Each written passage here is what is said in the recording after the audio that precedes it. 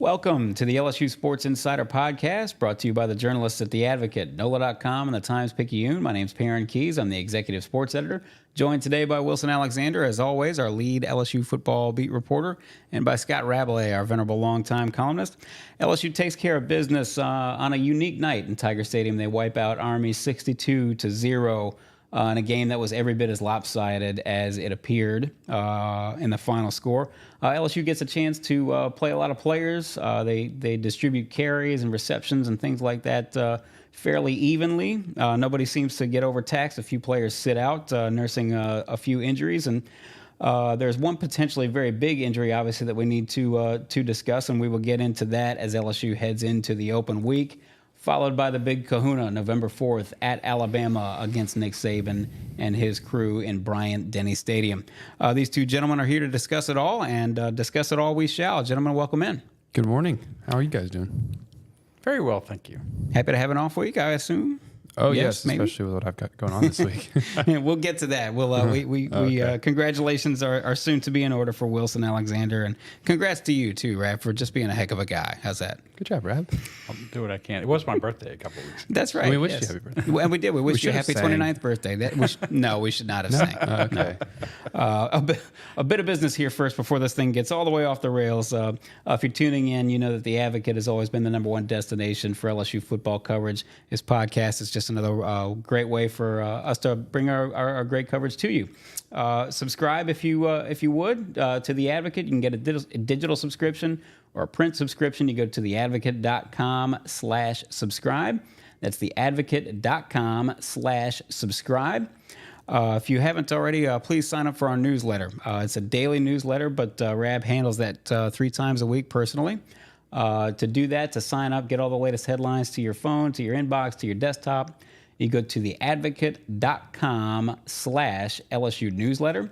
That's theadvocate.com/LSU newsletter. As for this podcast, we'll be here, typically be here on Mondays and Thursdays. We'll be here live on all our YouTube channels and our social channels. We won't. A little programming note: we won't be here on Thursday. We'll take the day off. Some people will be peeling out of town. Some people will be hanging back to do some basketball coverage. We'll have a big basketball preview for you here shortly, obviously, as the LSU women and the LSU men get underway before long. But yes, by all means, find us on our social channels and our YouTube channels. And if you haven't, you can follow us and subscribe to our podcast via Apple Podcasts, Spotify, or wherever finer podcasts are found. So we get to the business at hand. LSU takes care of Army pretty handily. Unique setting, a unique night in Tiger Stadium, 62-0, and I think a lot of people were they gave thumbs up to both schools at the very end after it was all said and done. You saw both players from both schools go to one side, to the Army side, stand for the Army alma mater, and then come on over to the north side of Tiger Stadium for the LSU alma mater. It was a cool setting one way or the other. But as for the football game itself, I would just ask you guys this first and foremost. Rab, what's your big takeaway, if there is one big takeaway to be had from that game? Certainly, LSU seemed, focused on the task at hand. After a long, tough stretch in the SEC, 5 straight SEC games, plus, of course, playing Florida State to start with, they finally get that open date leading up to the Alabama game, which is traditional. But they took care of business. I mean, they came out right away and didn't give Army any hope of springing the upset. Not that you figured they would. This is not the Army team that we've seen in recent past that's had some good teams, but I was mostly impressed with the defense. That they didn't give up any really big plays. Their offense has changed. It's not the triple option as we discussed last week, but it is still enough that you could miss an assignment or two and they spring a 50-yard run on you or something like that. And that didn't happen in the game. So I was probably most impressed with that the defense continues to look like they make strides. And the offense, of course, was, again, excellent. The defensive part is the thing that's most important probably for this season, and what we are getting into in November with Alabama, Florida, and Texas A&M looming ahead, and LSU trying to win the SEC West and maybe even win an SEC championship. But to me, the thing that stood out was on a night in which USC loses to Utah and it's second straight game, and Washington struggles and doesn't even score an offensive touchdown against a 1-5 Arizona State team, a now 1-6 Arizona State team. LSU's offense just keeps rolling. You're playing Army and a team, and last week Auburn, a team that didn't have much of an offense. You haven't played necessarily the top 10 defenses in the country week after week, but it's hard to click like that week after week, regardless of the opponent, to continue to do what LSU is doing offensively. The consistency at which it is operating is incredibly impressive.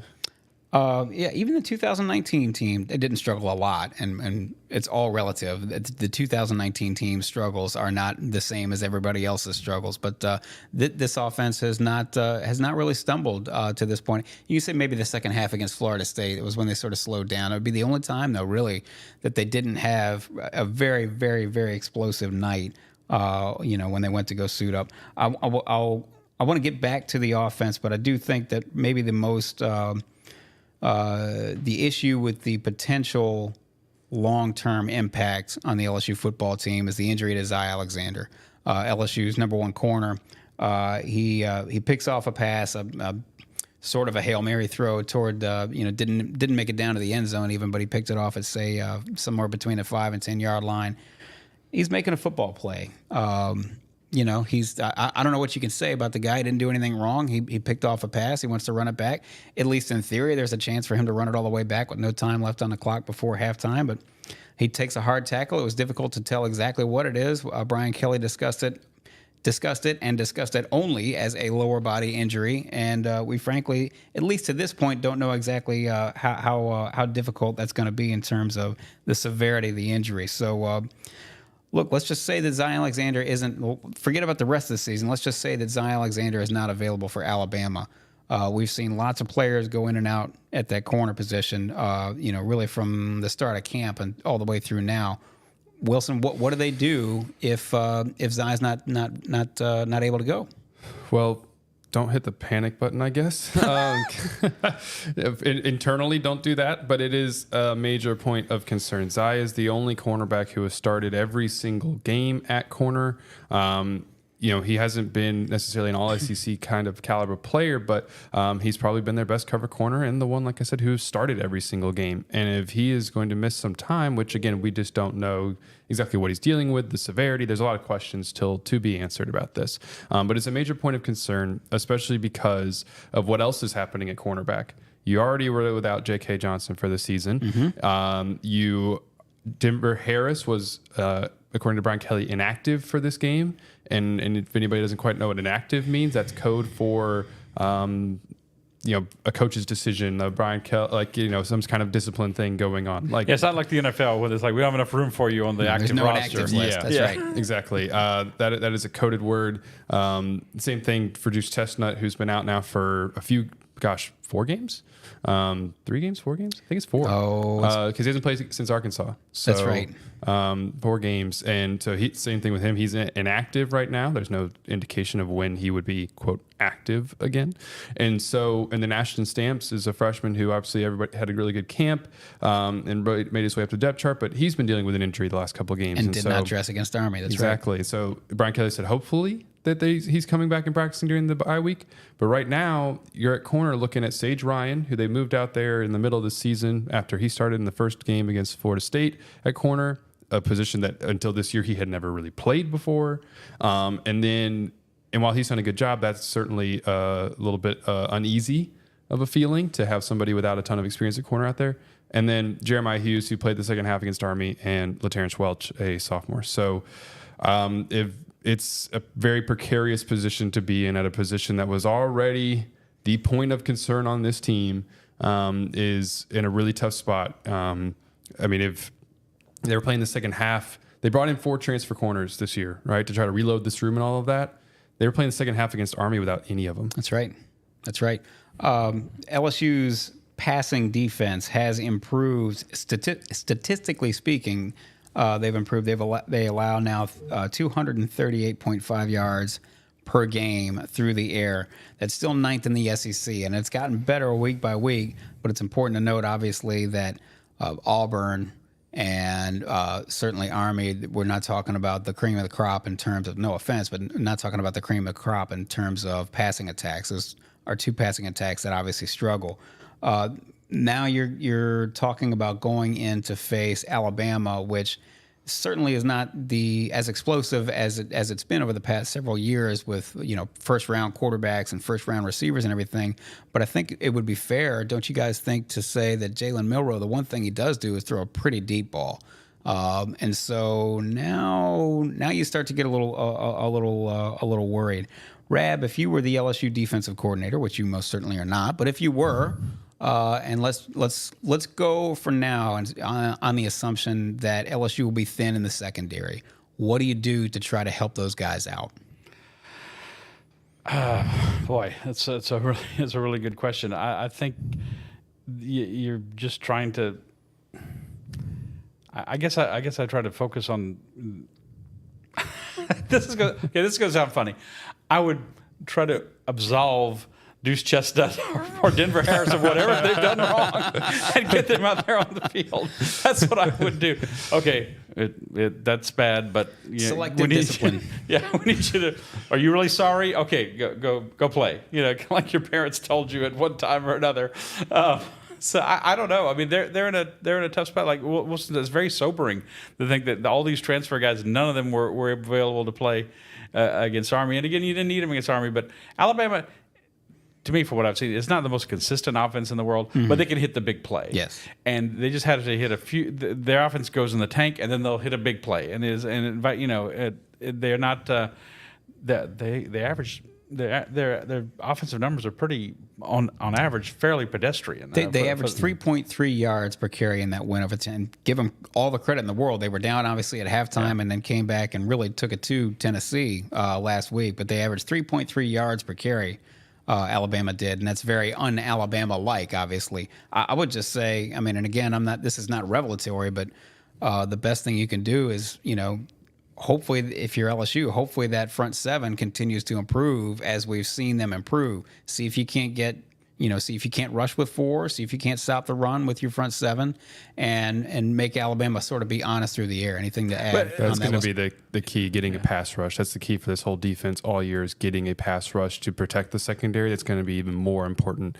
Harold Perkins, Mason Smith in particular, like these guys need to have really big games. Are you going to go?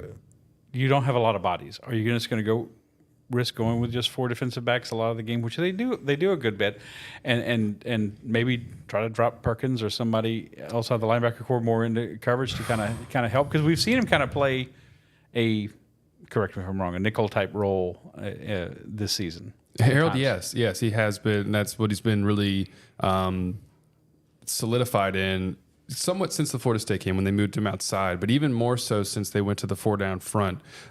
You look at his snap count and like his snap numbers, it's overwhelmingly in the slot playing the nickel. Since I guess when they went to the 4-down front was after the Ole Miss game. So since Missouri, Army, and last week against Auburn. Yeah, a lot of play in the slot for him, which has really been beneficial in a lot of ways. You try to throw a swing pass out to the flat, good luck. Harold Perkins is probably going to track that down. He generally has a couple tackles for loss on those kinds of plays. And they've been able to bring him off the edge and get pressure as well at times. But it is he's gotten a lot better in coverage, significantly better in coverage over the course of the season. But it's still a situation where if you're going to have like a really fast receiver and he's trying to play straight up man, that's a problem, because Harold is one of the most athletic people in college football. But in terms of playing coverage one-on-one against a wide receiver who's going to be really shifty, like that's not a matchup that you love, and so that would be kind of that. I'm sorry, or you fear that maybe Tommy Rees, the Alabama offensive coordinator Tommy Rees and Nick Saban, they figure out a way to scheme their formation in such a way that all of a sudden now you find Harold Perkins over a receiver who's running a slot fade or doing some, a deep post 30 yards down the field, I'm not so sure that's exactly where you want Harold Perkins. No, it's not. He's done okay in a couple of those situations. There's one come to mind, I think, against Missouri. He was able to get his hands up and disrupt the play on something similar to that. It was a play in the end zone, I believe. And but it's still like not something that he's necessarily been trained on forever, of getting his head around and playing the ball in the air. One thing to note maybe about Denver Harris, and hopefully we can get a better answer from Brian Kelly on this Tuesday evening during his press conference for the week here on the open date, is what exactly will be Denver Harris's status for the Alabama game specifically, because we know that Denver has a history of disciplinary issues. He was, I guess, inactive for the Florida State game. He didn't travel to that game at all. And while he hasn't been starting at corner, he had been available up until this game. So is this like a one-off suspension kind of thing because they're playing Army and there was something that happened at some point in the season and that they picked, conveniently picked the Army game for him to be out? That could be a situation that we're dealing with here maybe, because he, came in as the extra corner on LSU's nickel and dime packages just last week against Auburn. And he was traveled with the team even though he did not play against Missouri. And so, maybe this is a one-off thing, but we'll probably be able to get a better answer about that, Tuesday night. One last thing, I think the viewers might say, well, are you completely dismissing the idea that Zay Alexander could play against Alabama? No, we're not, because we don't know the extent of his injury. I will say, listening to LSU radio as I do during the game, they're doing the sideline reports, and Gordy Rush said that in the halftime locker room he had trouble putting weight on his ankle. Says like it was a lower body injury. It's likely an ankle, and it could be a significant ankle injury. And again, that was right after the game. You got 2 weeks to try to get back, but if it's a high ankle, these things don't, as we all know, don't heal very fast. So the idea of him playing effectively against Alabama is, at this point, would appear not to be good. If the LSU defense ends up being suspect again, which certainly is within the realm of possibility, that then, of course, means that the LSU offense has to outscore Alabama. And obviously that's something that LSU could very well do.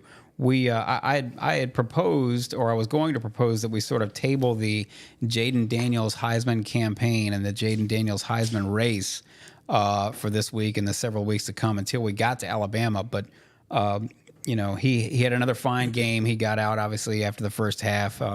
Damage done. No need to play him in the third quarter and fourth quarter against Army. But then also look around the nation. Obviously, the thing that really shook up this Heisman race is what happened up in Seattle on Saturday night. Michael Penix, very, very pedestrian numbers, 275 yards passing, no touchdowns, 2 interceptions. He fumbled once, and Washington was very much on the ropes. Arizona State decides to go for it on fourth down, which I don't fault them for doing that, frankly. They think they can go put them away. Arizona State has a slim lead late in the second half, and goes for it on fourth down. They throw a pick six. Michael Penix leads them down to a field goal drive, and then Washington is able to put it away. One way or the other, though, the odds changed dramatically on Sunday in the wake of Michael Penix's sort of pedestrian performance.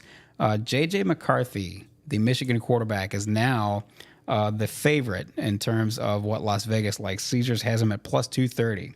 Michael Penix is now plus 280. He was minus 145 going into the weekend. And now Jayden Daniels is third at plus 300. We've discussed over and over, Rab. You voted, among the three of us, you voted for the Heisman far longer. What can Jayden Daniels do? Does he deserve to be in the Heisman? Does he deserve to be higher, lower? Where do you give us your sort of 2 cents on where everything is and where he stands? I personally think he deserves to be a little bit higher, but I think he's not in a bad spot, considering that a lot of it comes down once again, and it's probably a broken record for a lot of LSU fans, that so much hinges on the Alabama game. How he does it. He has an opportunity for a spotlight game again. Again, if you saw him, like as I mentioned on the podcast before, we're all covering teams, and it's hard to see. I saw Michael Penix play for the first time significantly in the Oregon game, a week earlier. And it's just hard for a lot of voters to see people when they saw Jayden Daniels was likely against Florida State, when there was that one game on a Sunday night on Labor Day weekend when no one else was playing, and obviously LSU, and he did not perform very well. This is an opportunity for another spotlight game, in a game that will have significant attention on the national stage, and it's kind of do or die. And if he does well, I think he's got a tremendous chance. And he's suffering, of course, from the fact that LSU has a couple of losses. I think the odds that you pointed out, and when I say this goes back to another point I've made, that a lot of voters, whether they admit it or not, want to vote for the best player on the best team, and that for them right now, for a lot of them, is J.J. McCarthy. A lot of people feel Michigan. Evidence bears that out over the years. Yeah, and a lot of people feel that Michigan is the best team right now. But you can't convince me, and I'm not just saying this as someone who covers LSU or being pro LSU. You can't convince me J.J. McCarthy has played better this year than Jayden Daniels has. You can't convince me hardly anyone. You can't make an argument for hardly anyone in the country has played better than Jayden Daniels. It's because his team is ranked number 2 in the country and is getting a lot of first place votes, and is considered the team to beat in the Big Ten and likely going to the playoffs. A stolen signal or two aside. But overall, he is that guy that Jayden doesn't have that advantage, and it is an advantage if just a psychological one. And you have to think about also who Michigan has still coming up on the schedule. There's going to be multiple opportunities for J.J. McCarthy. Michigan hasn't really played anybody yet, but there's going to be a lot of opportunities in November, late in the season, right before people are sort of forming their Heisman votes, for him to maybe really supplant him or really cement himself in that kind of a conversation, because they've got Ohio State still to play. Oh, clearly he's got these marquee moments ahead of him as well. Those things are available, and so when I think about the odds to win the Heisman, he's got multiple chances to have the quote unquote Heisman moment. But it can change rapidly. I mean, look what we saw this week. Penix went from an overwhelming favorite to not the favorite at all. What Saturday told me is that I won't be surprised at all if this race goes not only down, it goes through championship weekend. Penix, will have every opportunity, and Washington will have every opportunity to be in the Pac-12 championship game. LSU obviously still alive in the SEC West race, excuse me, and then of course Michigan. Michigan very much has not played anybody yet, and we will get into that here in just a second. But yes, Michigan will, in all likelihood, J.J. McCarthy will have a great chance to make a splash against Ohio State, and then presuming that they beat Ohio State, will then have a chance to then go and make a splash in the Big Ten championship game. But just like with Penix dropping down, this stuff is just so fluid right now. It's very fluid right now. One thing, to me, the hard evidence, I did want to bring this up, the hard evidence says that absolutely Jayden Daniels should be in the discussion and maybe front runner. If we're just going on numbers alone, J.J. McCarthy, 78% passing. That's good, obviously. 1,799 passing yards, 18 touchdowns, 3 interceptions. Okay, not bad. Jayden Daniels, 2,573 yards passing, 25 touchdowns, 3 interceptions, 521 yards rushing, 5 touchdowns. The other thing, to add, a little addendum to Michigan not having played anybody, they have not played a top 25 team yet. They have yet to play a Big Ten team that's better than 500 in conference play. Their first top 25 game is not until November 11th. That's at Penn State, and then they finish up at Ohio State. So when all is said and done, before the Big Ten championship game, they will have played 2 top 25 teams, to say nothing of, not really any sort of mid-majors, so to speak, of note. Yeah, for example, they haven't gone on the road and played a game like Ole Miss. Like Correct. LSU has played. Correct. And LSU lost that game, but it wasn't because Jayden Daniels didn't perform at a very, very high level. The offense didn't perform at a very high level. So it all shakes out. Like Wilson said, it all shakes out. Everyone's going to get their opportunities. But Jayden has another chance. I think this shows that he's climbed back into the race enough where he's got a legitimate chance if he goes out there and continues to perform really well. He should at least be a finalist, but he's got a legitimate chance to win it at this point. But LSU has probably got to keep winning. Absolutely. I mean, and stay healthy, because think about last year. Hendon Hooker at this point of the season looks like a Heisman finalist. Yeah, maybe he was right. going to win the thing, and then he gets hurt, doesn't even go to New York. And so a lot is going to happen in November to determine this race. Jayden is in a great spot to be in at this point, but got to stay healthy and got to play well. This is the LSU Sports Insider Podcast, brought to you by the journalists at The Advocate, NOLA.com, and the Times-Picayune. Please subscribe to The Advocate if you haven't already. You can get a digital subscription, a print subscription, some sort of combination of the two if you like. Go to theadvocate.com/subscribe. That's theadvocate.com/subscribe. If you haven't signed up for our newsletter, please do. As I said, Rab handles that 3 times a week, but it's a daily newsletter, so you get all the latest headlines and the best coverage from The Advocate straight to your phone, straight to your inbox, straight to your desktop. To do that, you can sign up at theadvocate.com/LSU newsletter. That's theadvocate.com/LSU newsletter. And this fine podcast is available on Apple Podcasts, Spotify, wherever finer podcasts are found, as well as our YouTube channels, our social channels. Typically every Monday and Thursday, you can watch live, and then it's obviously available on YouTube after the fact on the Advocate's social channels. Before we get to sort of the state of the SEC West and bowl projections and all these things that Rab loves and I don't, I do want to talk. Wilson, you brought up that we probably should discuss just the LSU offense in general. It's just really sort of the overarching topic. Is this the best offense in the nation right now? Yeah, as you noted, Wilson, you looked up some numbers, and certainly the hard evidence is there for you to be able to make a case. I'm gonna Rab and I got into mentioned something about qualifying things, like we sometimes have to do it, and I'm gonna use that real quick through 8 games qualifying this. Yes, the best offense in the country without a whole lot of argument against it. Oregon would be the only one that could also have a case. Washington has a case at this point as well. But you look at it, LSU is number 1 in scoring, number 1 in total offense. They are number 1 in third down percentage. They are also number 1 in plays over 20, 30, and 40 yards, which is, I think, big development. Isn't it? It's incredible how far this offense has come since last season, because we wrote about this a good bit, even in the spring practice. Again, here, how LSU was trying to be more explosive, and especially through the air in the vertical passing game. Obviously, that has happened. Last year, that was the knock on this offense, was it was really efficient at times. A ton of 8 plays, 75-yard drives when they were rolling. I'm talking about second half of the season, Florida on. But you looked at those 20, 30, 40-yard numbers, and LSU kind of dropped off comparatively to everybody else. And so now this year, they're leading everybody else. They've got 67 20-plus yard plays. The next closest team is USC with 54. And to be noted, at this point in the season, a lot of teams have had a bye. Obviously, LSU is about to have one. That USC's also played 8 games like That's LSU. Right. They haven't had theirs. Yeah. And so LSU is just doing some incredible stuff on the offensive side of the ball.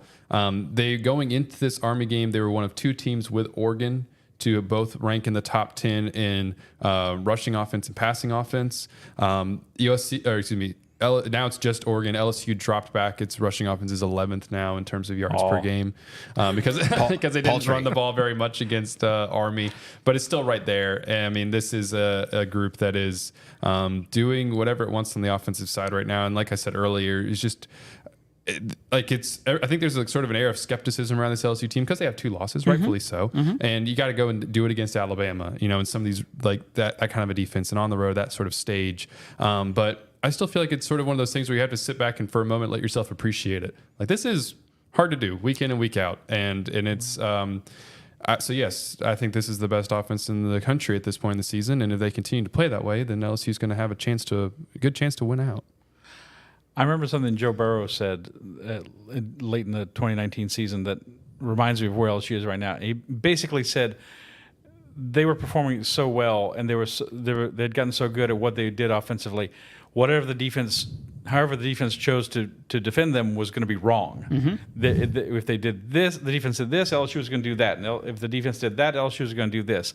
And I talked to Josh Williams after the game, and he agreed with that, with how they're playing. Just think of what they could do, and he brought this up. Just think of what they can do. Jayden has got a run pass option. He can hand off to Logan Diggs or one of the other running backs, and they're doing a great job running the ball. He can hold the ball and run, or he can hold the ball and pass, or he can run himself. That's incredibly difficult to defend.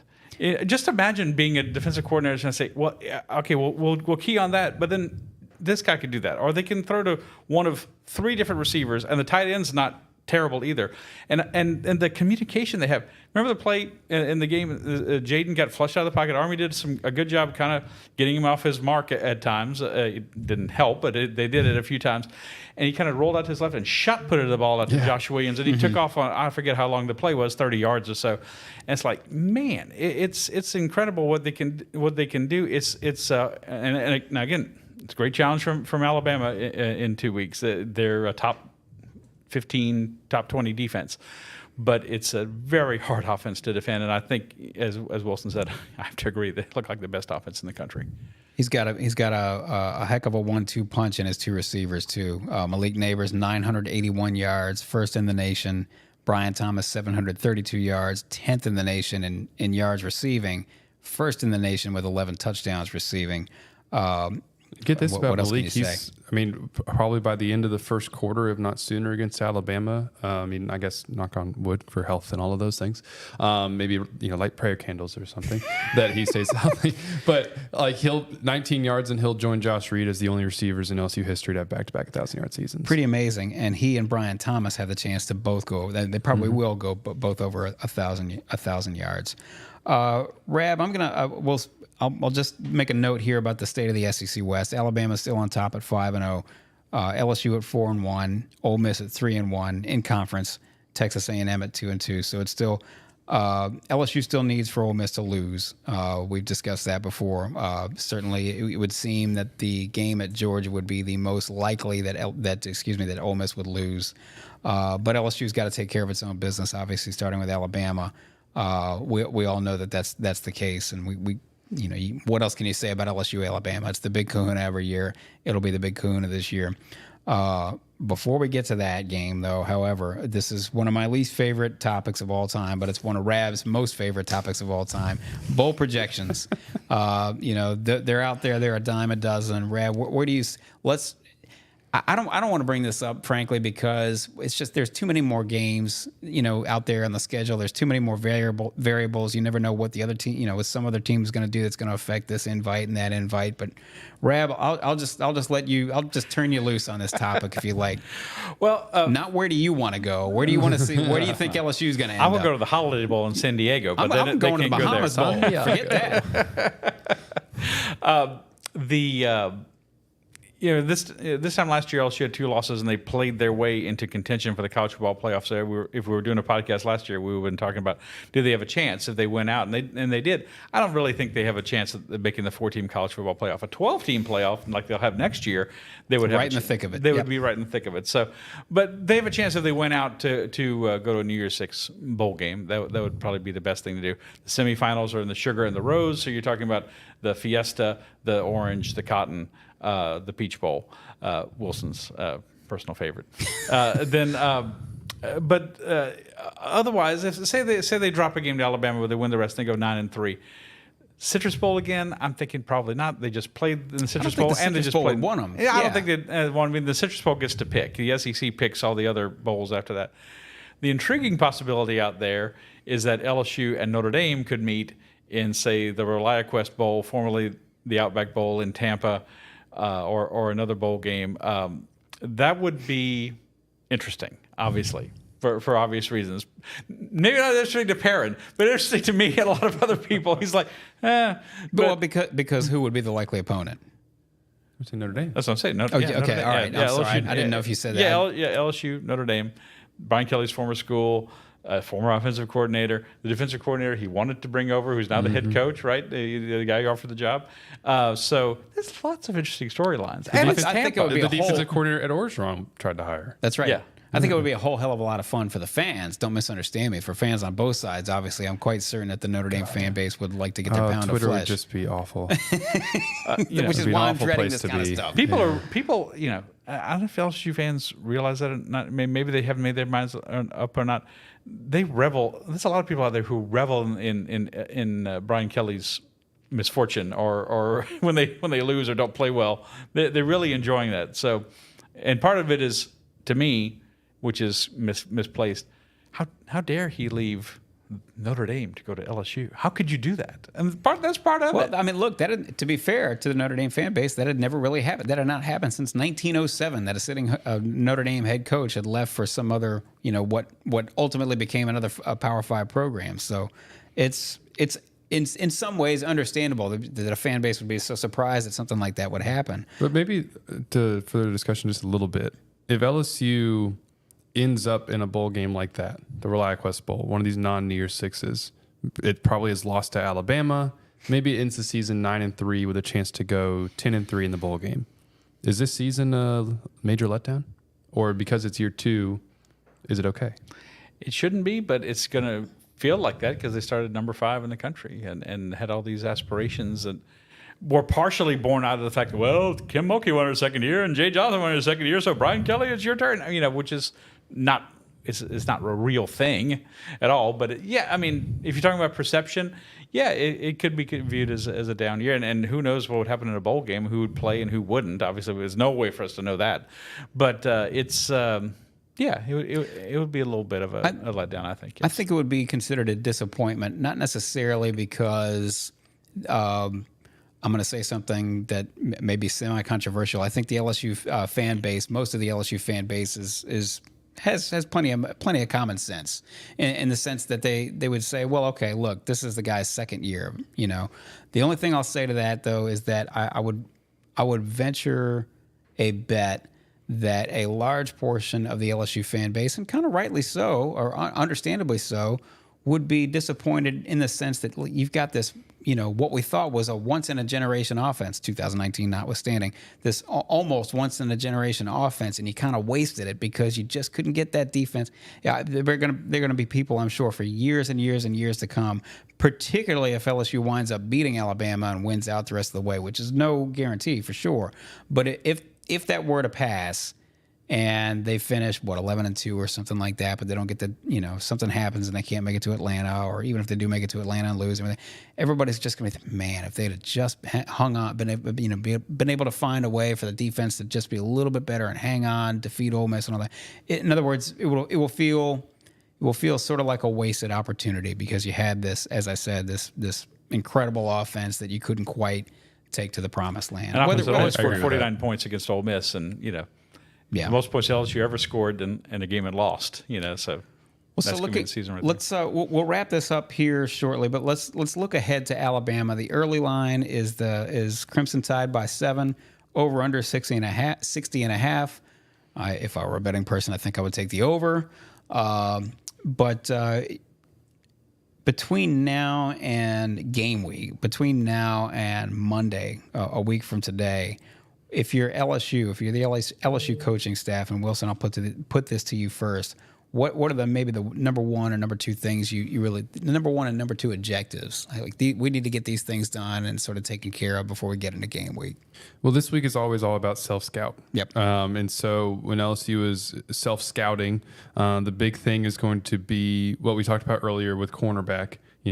On their end, getting a very clear picture of who's going to be available against Alabama, and based on who is available, what are their personnel packages going to be, and getting those guys, caught up. Brian Kelly, said after the game it was kind of unclear if he was just referring to Army or if he was referring to like Army and beyond, about this is who we have. Mm-hmm. And so whoever it is, exactly who they have, again, hopefully we can get as we're recording this, it's unclear. Hopefully we can get a better picture of that over the next, today or tomorrow, the next couple of days.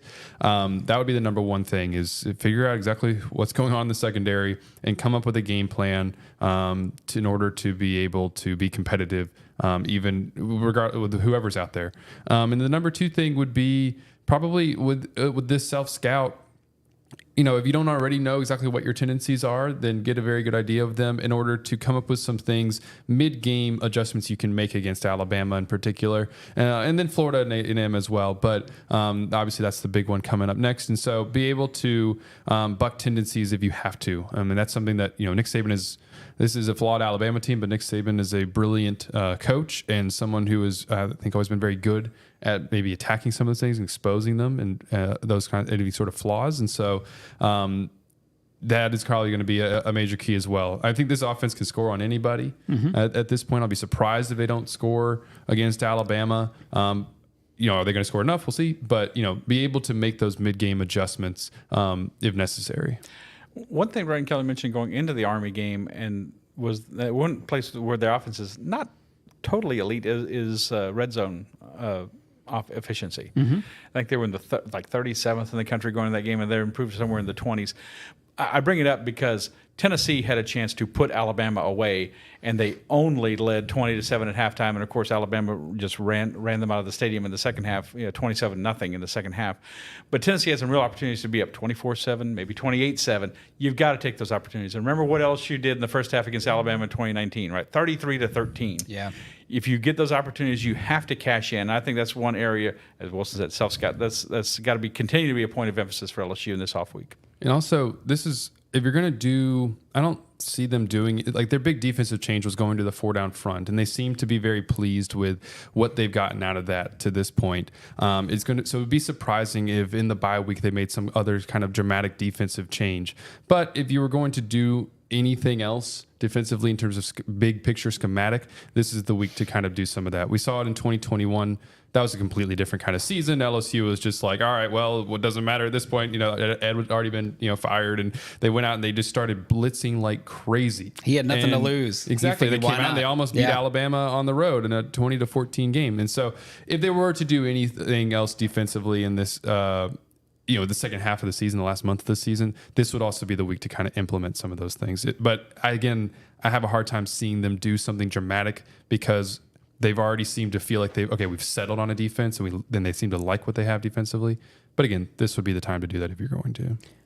Plenty of work to do for LSU here in the open week, and plenty of work for us to do in the meantime. We will be back Monday. We will take Thursday's podcast off. We've got some momentous things coming up. We're working on basketball. Most of us are working on basketball anyway.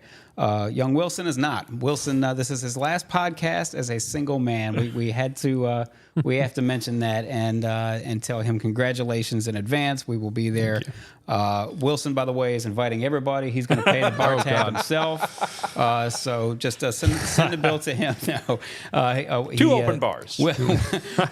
Wilson has found himself a great young woman from Terrebonne Parish, so we're very happy about that. We wish him the highest order of congratulations in advance, and then we will obviously do so when we come back here a week from today, a week from Monday. In the meantime, LSU's obviously got plenty of work to do to take care of Alabama in 2 weeks. We will be here for all of it. We will be here for the rest of football season, LSU women's basketball, men's basketball, baseball, every Monday and every Thursday. By all means, subscribe to The Advocate. You go to theadvocate.com/subscribe. Sign up for the LSU newsletter. To do that, you go to theadvocate.com/LSU newsletter. That's theadvocate.com/LSU newsletter. And if you haven't already, subscribe and follow us, and make sure you stay up to date with all of our podcasts. You can find us on Apple, Spotify, and wherever other finer podcasts are found. And obviously also on the Advocate's social channels and YouTube channels. So with that, we will wrap it up. We will call it a week. And we will see you here in 1 week. For Wilson Alexander and Scott Rabalais, my name's Perryn Keys. This has been the LSU Sports Insider.